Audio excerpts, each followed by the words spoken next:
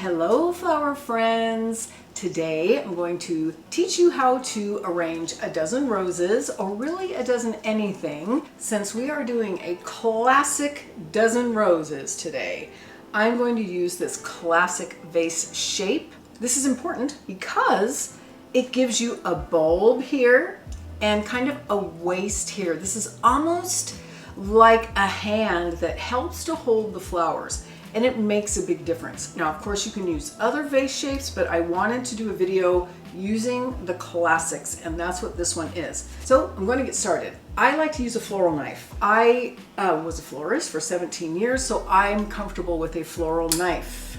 But you can use clippers. If you're not comfortable with the floral knife, use clippers, because you can cut your thumb. You know, most of us florists do cut our thumbs. So I am going to start making a grid out of these, okay? So I'm gonna go kind of one on one side, one on the other, another on the other side, because what I want is a crisscross of stems in the bottom of this vase.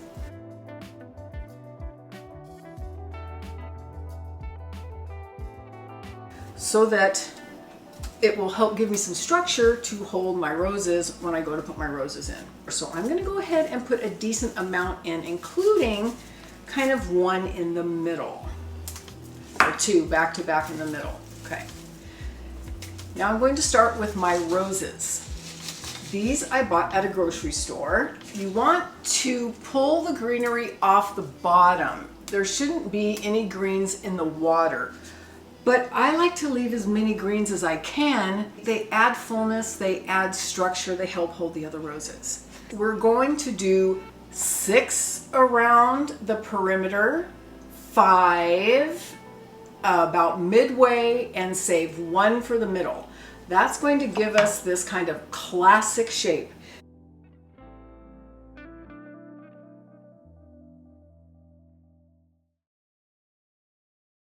I'm going to be crisscrossing.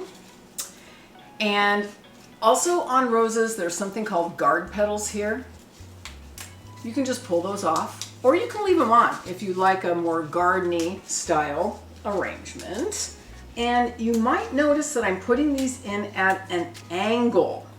This is where this bulb shape is really going to help us with this arrangement, because we want our arrangements to go like this, right?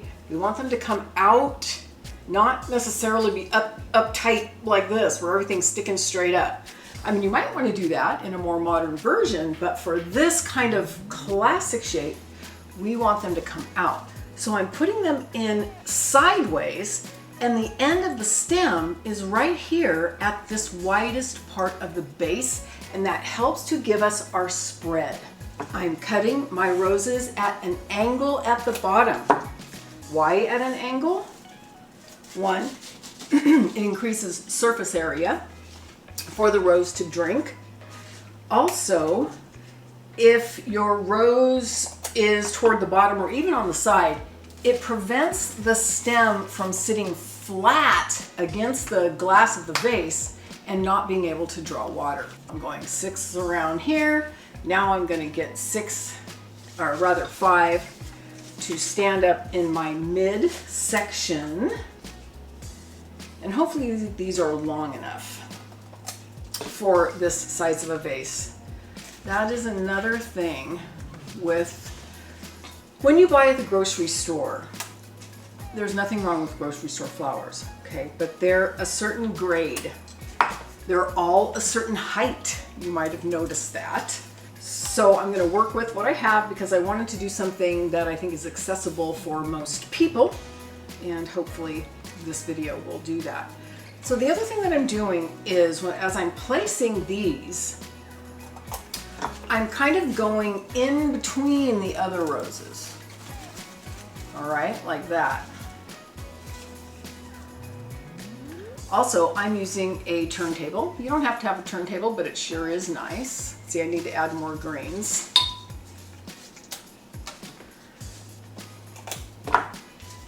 So I'm going to add a few more of these greens in the middle, and I'm going to do some of them the opposite way, like this. because it kind of, yeah, see that holds them up, gives it some more structure. And again, you could use things that you have in your yard. Just look for a straight stem that you can get in the vase with something fluffy on the top, okay? Because you really don't want leaves in your water.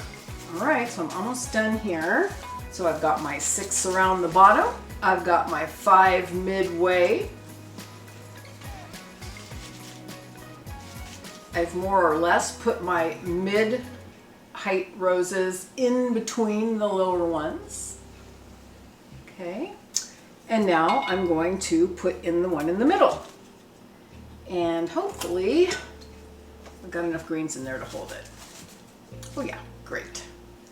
All right, so there you go.